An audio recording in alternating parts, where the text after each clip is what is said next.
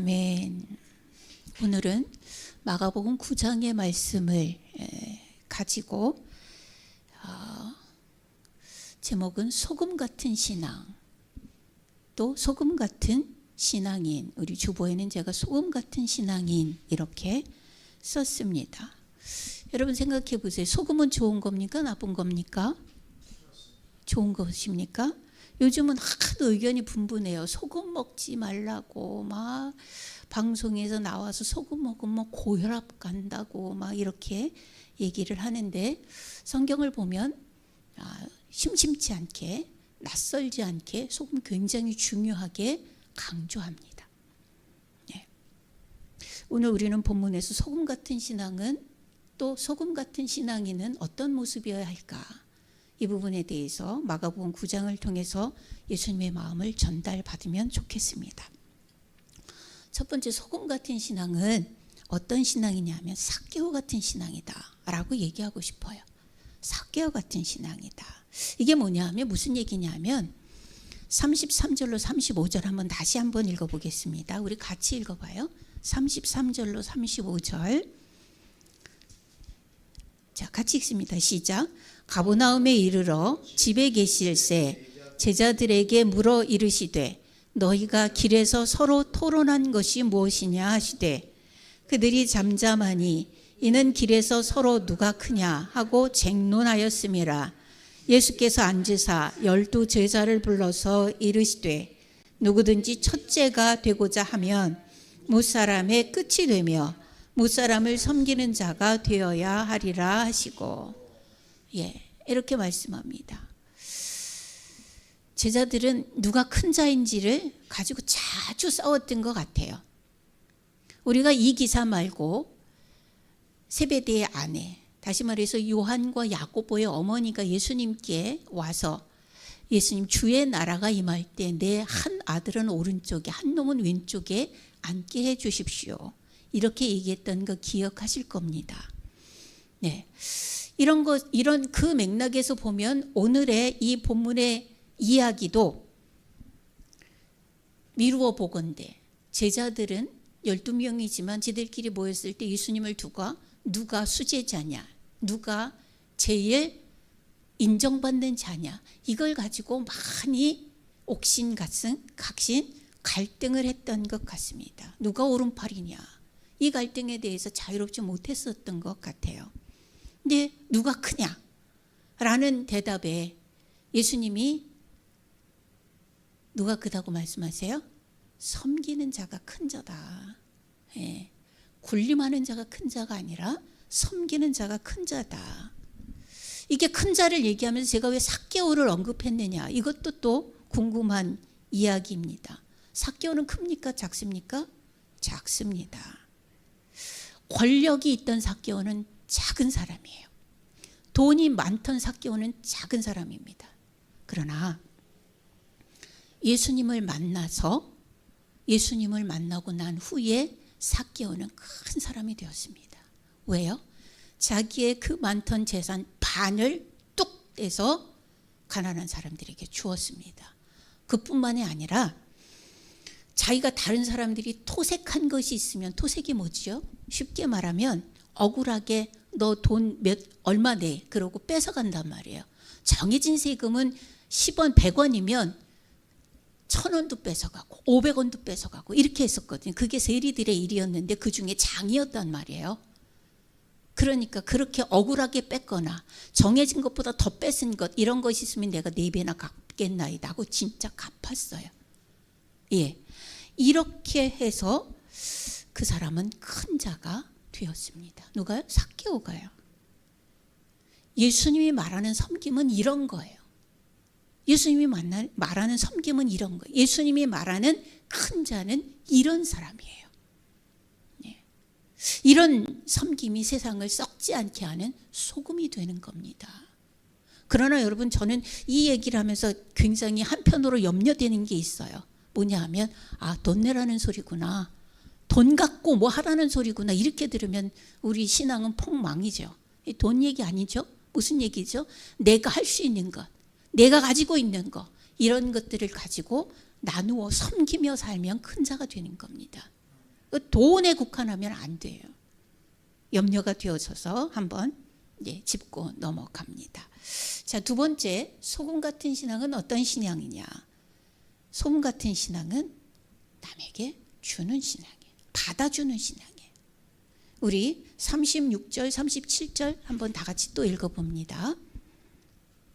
36절, 37절 시작. 어린아이 하나를 데려다가 그들 가운데 세우시고 안으시며 제자들에게 이르시되 누구든지 내 이름으로 이런 어린아이 하나를 영접하면 곧 나를 영접함이요 누구든지 나를 영접하면 나를 영접함이 아니요 나를 보내신 이를 영접함이니라. 아멘. 받아주는 신앙. 당시 어린아이들은, 지금은 아이들이 왕이에요. 어떤 집이든지 보면 아이들이 왕이에요. 그러나 당시에는 아이들은 사람의 수에도 들어가지 않았어요. 분명히 조금 후에는 커서 성인이 되고 대단히 괜찮은 제목들이 될 텐데도 불구하고 어린아이들을 인정하지 않는 사회적인 시각이 주류였었다고요. 어린아이들과 여자들. 그런데 주님은 이런 얘기를 하세요. 어린아이를 안으시고 가운데 세우시고 어린아이를 영접하며 귀하게 여기고, 그리고 이 아이들을 보배롭게 여기면, 그리고 잘 도와서 잘 세우면 그거는 나를 영접하는 것이요 나를 보내신 하나님을 영접하는 거다. 이렇게 말씀합니다. 이게 뭐예요? 무시당할 수 있는 존재를 무시하지 않고, 그러냐고 받아주고 가능성을 높여주고 격려해주고, 이런 신앙이 소금 같은 신앙이다 라고 하는 거예요. 자, 38절로 41절도 한번 읽어봅니다. 이거는 4절 되니까 교독할까요? 38절 제가 읽습니다. 요한이 예수께 여짜오되 선생님, 우리를 따르지 않는 어떤 자가 주의 이름으로 귀신을 내쫓는 것을 우리가 보고 우리를 따르지 아니함으로 금하였나이다.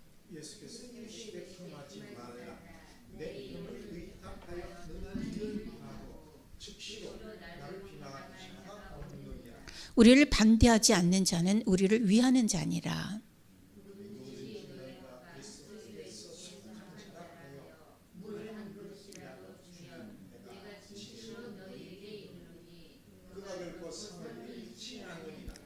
아멘. 무슨 얘기인가요? 제자들이 다니면서 보았더니 예수님 이야기도 하고 하나님 이야기도 하고 막 권능도 행하는데 자기들을 따라오지 않아요. 자기들은 예수님을 따라다니는 중인데 따르지도 않고 그렇게 해요. 이게 저 잘못됐다 이거죠. 그래서 하지 못하게 하고 나쁘게 여기고, 그렇게 싸움은 안 했는지 모르겠어요. 그렇게 했습니다. 그랬더니 예수님이 그러지 마라. 그건 잘못된 게 아니다. 무슨 얘기예요? 모양이 다른 것에 대해서 인정하고 받아주는 것. 우리는요, 나와 다르면 다 틀렸다고 생각을 해요. 물론 다른 것과 틀린 것은 다른 겁니다. 모양이 다르다고 해서 틀린 게 아니에요. 예를 들어 볼게요, 여러분. 여러분, 우리는 장로교회입니다. 그런데 감리교회는 틀린 건가요? 침례교회는 틀린 건가요? 합동측은 틀린 건가요? 통합측은 틀린 건가요? 모양이 다른데 틀린 거 아니죠. 다른 거죠. 이거를 받아주는 신앙. 그러나 관점이 다른 것은 그건 틀린 겁니다. 그건 받아주면 안 돼요. 아까 엄하정 집사님 기도 때 그 얘기 나왔죠. 어떤 얘기? 지가 하나님이라고 그러고, 지가 예수님이라고, 지가 성령님이라고. 이거는 관점이 달라. 이건 틀린 거예요. 다른 것과 틀린 것들을 구별해서 다른 것에 대해서는 수용하고 틀린 것에 대해서는 아니라고 가차없이 정리를 하는 것이 옳은 겁니다. 생각들도 마찬가지예요. 행동도 마찬가지예요. 틀린 행동을 하면 그건 틀린 거고요. 그 사람의 가지고 있는 생각과 성향이 달라서 다른 행동을 하면 그건 다른 거고요. 그것이 틀린 것으로 가지 않는 한 그것은 기다리고 봐주고 수용해주고 격려해주고 나도 또 그 안에서 그렇게 나를 펼쳐나갈 수 있도록 준비를 해야 하는 겁니다. 모양이 다른 건지 관점이 다른 건지 구분해야 하지요. 이렇게 받아주는 신앙. 감리교회를 다닌다고 해서 멀리하고, 침례교회를 다닌다고 해서 멀리하고, 순복음을 다닌다고 해서 멀리하고, 강조점이 달라요. 순복음교회 다니는 사람들은요, 보면 거기는 원래 출발이 말씀 중심의 출발이 아니에요. 장로교는 말씀 중심의 출발이에요. 말씀 중심의 출발이거든요. 근데 순복음교회는 은사 중심의 출발이에요. 그러다 보니까 굉장히 뜨겁기는 한데 말씀으로 보면 좀 무식한 부분들이 있어요. 그 틀린 거예요? 다른 거예요. 그렇게 배운 거예요. 그러면 어떻게 가야 돼요? 채워가면 돼요. 우린 또 냉랭할 수가 있어요. 왜? 말씀하고 말씀을 파고들기 때문에 냉랭할 수가 있어요. 뜨겁게 열정적으로 기도하고 막 이런 거 해본 지가 얼마나 오래됐어요. 저도 굉장히 오래된 것 같아요. 사모하는데 늘 기도해요. 네. 그런 기도회를 인도하고 그런 기도회에 참여해서 하나님하고 깊이 소통하고 이런 일들을 우리도 해야 해요. 그런데 우리도 이렇게 연약한 부분이 있고 순복음도 연약한 부분이 있어요. 그러다고 해서 그들이 틀렸어요? 아니잖아요. 조금 다른 거예요. 그러나 관점은 하나예요. 어떤 것? 하나님, 예수님, 성령의 역사. 관점은 같잖아요. 이거는 받는 거예요. 수용하는 거예요. 장점을 수용하는 거예요. 모자란 건 서로 배려하고 채워가는 거예요. 그러나 신천지 다니는 사람이 같이 성경 공부하자. 성경 공부는 좋은 거다. 그래, 니네도 그거 하는구나. 잘한다. 이렇게 하면 이건 답 안 나오는 거란 얘기예요. 소금 같은 신앙은 관점이 다르지 않는 한 받아들여주는 것, 인정해주는 것. 사람도 인정하고 그들의 신앙도 인정하고 인정해주는 것이에요. 그 다음에 소금 같은 신앙은 어떤 신앙이냐 하면 소금 같은 신앙은 죄와 싸우는 신앙이다. 42절로 47절 봅니다. 42절로 47절 다시 교독해 보겠습니다. 또 누구든지 나를 믿는 이 작은 자들 중 하나라도 실족하게 하면 차라리 연자 맷돌이 그 목에 매여 바다에 던져지는 것이 나으리라. 만일 내 손이 너를 범죄하게 하거든 찍어버리라. 장이 영생에 들어가는 것이 두 손을 가지고 지옥 꺼지지 않는 불에 들어가는 것보다 나으니라. 만일 내 발이 너를 범죄하게 하거든 찍어버리라. 다리 저는 자로 영생에 들어가는 것이 두 발을 가지고 지옥에 던져지는 것보다 나으니라. 만일 내 눈이 너를 범죄하게 하거든 빼버리라. 한 눈으로 하나님의 나라에 들어가는 것이 두 눈을 가지고 지옥에 던져지는 것보다 나으니라. 아멘. 여러분, 우리가 이런 신앙생활을 하고 있나요? 차라리 손이 범죄했다고 한 손 자르고, 발이 범죄했다고 가지 말아야 될 곳에 갔다 하고 다리 자르고, 보지 못할 거 봤다고 눈 안 보이게 하고. 자, 주님은 그런 말씀을 하는 거예요. 죄와는 진짜 결별해라. 죄하고는 결별해라. 차라리 병신으로 장애를 가지고 천국에 들어가는 게 낫지. 멀쩡하게 할 짓 다 하고 팔다리 다 있다고 해서 룰루랄라 살다가 지옥에 가는 거, 그건 참 못할 짓이다. 이 얘기를 우리는 알아들으면 좋겠어요. 지금 알아들어야만 해요. 여러분, 이 본문 지금 42절부터 47절 읽었습니다. 한번 가만히 보세요. 누구를 향해서 얘기하는 거예요? 죄를 짓는 주 대상이 누구예요? 나이다. 납니다. 너예요. 접니다. 우리예요. 이것에 초점을 좀 두고 생각을 해봐야 됩니다. 내 행동, 내 손, 내 발, 내 눈이 문제인 거예요. 늘 얘기하지만 죄는 남이 짓고 나한테 갖다 주는 게 아니에요. 죄는 내가 짓는 겁니다. 신앙생활을 제대로 하는데 가장 큰 걸림돌은 우리 교회 누구? 내가 아는 누구가 아니라 가장 큰 걸림돌은, 가장 큰 적은 바로 누구예요? 나예요. 나. 바로 선 신앙인이 되기 위해서 우리는 우리 자신과 처절한 싸움을 해야 돼요. 그리고 그 싸움의 결과는 반드시 신앙의 승리여야 합니다. 내가 나 자신과 싸워야 해요. 그리고 집사님 핸드폰 안 하셨으면 좋겠습니다. 그리고 그 싸움은 반드시 싸워서 이겨야 해요. 성도가 죄와 싸우기를 포기하는 것, 그것은 소금이기를 포기하는 거예요. 왜? 지금 소금 같은 신앙인이라고 본문에 지금 나와 있거든요. 소금이기를, 더 이상 소금이기를 포기하는 거예요. 주님은 우리에게 너희는 세상의 빛과 소금이라고 그러셨는데, 소금이기를 포기하면 뭐 어떻게 되는 거예요? 성도의 길을 포기하는 거잖아요. 그럼 하나님의 길을 포기하는 것과 마찬가지예요. 여러분, 소금이 그 맛을 잃으면 어디에도 쓸 데가 없는 아주 처치곤란의 독극물이 되는 거 아시죠? 네. 소금은 화학기호로 NaCl입니다. Na는 나트륨이고 Ca는 염기예요. Cl은 염기예요. 근데 여기서 짠맛이 빠져나가면 뭐가 남느냐면 나트륨만 남아요. Na만 남습니다. 이게 뭔지 아세요? 여러분, 이해하기 쉽게, 알아듣기 쉽게 말씀을 드리면, 소금에서요 짠기를 빼면 양잿물이 되는 거예요. 양잿물은 먹으면 죽는 독극물이에요. 우리에게서 신앙을 빼면 아무것도 안 남는다는 얘기는 이 얘기예요. 독극물이 된다는 거예요. 내가 신앙생활을 하는데 내 자신과 싸워서 이기지 못하면, 싸움도 안 싸우고 싸우는데 이기지도 못하고 그냥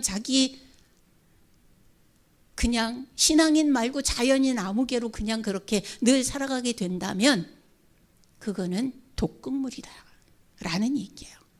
그래서 적이 바로 누구냐? 나 자신이에요. 나 자신인 거예요. 2차 대전 때 한참 히틀러하고 싸워서, 신앙적으로 싸워서 아주 큰 걸림돌이 됐던 신학자 중에 본 회퍼라는 사람이 있습니다. 그는 1945년에 죽었는데요. 그는 성도들을 보면서 이런 얘기를 했다고 해요. 오늘날 사람들은 죄와의 투쟁을 포기하고 값싼 은혜만 고집한다. 편한 것, 쉬운 것, 그런 것만 찾는다는 얘기예요. 신앙의 싸우기를 귀찮아하거나 버거워하거나 싫어하거나 관심 없어하거나 이렇게 한단 말입니다. 여러분, 바닷물로 소금 만들지요. 바닷물이 소금이 되려면 어떻게 해야 돼요? 머금고 있는 수분을 날려보내야 돼요. 그걸 빨리 날려보내려고 염전에서 일하는 사람들은 계속 썰애질을 하죠. 그래서 결정을 만들고 크게 만들려고 그렇게 합니다. 소금의 수분이 적을수록 명품 소금이에요. 맛있는 소금이 됩니다. 나아가서 아주 최소한에 가지고 있는 소금이 가지고 있는 그 물을 우리는 뭐라고 얘기하냐면 간수라고 얘기해요. 소금을 사다가 간수까지 몇 년을 뺐니, 3년을 뺐니, 5년을 뺐니, 10년을 뺐니 이러가면서 이 소금은 진짜 아까운 소금이다 이렇게 얘기하는 사람들 많아요. 그 간수까지 다 빠져야 최고의 명품 소금이 되어져요.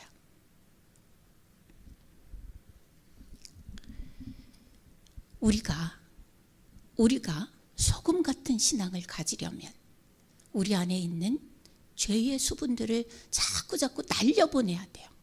자꾸 날려보내야 돼요. 남은 최소한의 그런 죄의 성향까지도 날려보내려고 노력해야 돼요. 여러분, 소금을요, 그것까지 날려보내려고 우리는 어떻게 해요? 구운 소금을 먹기도 하고 집에서 천일염을 갖다가 굽기도 하죠. 볶기도 하죠. 소금이 수분을 가지고 있으면 뒷맛이 어때요? 써요. 네, 뒷맛이 써요. 우리가 신앙생활을 하는데 이렇게 죄의 수분을 품고 있으면 품고 있을수록 그거는 그냥 바닷물이요.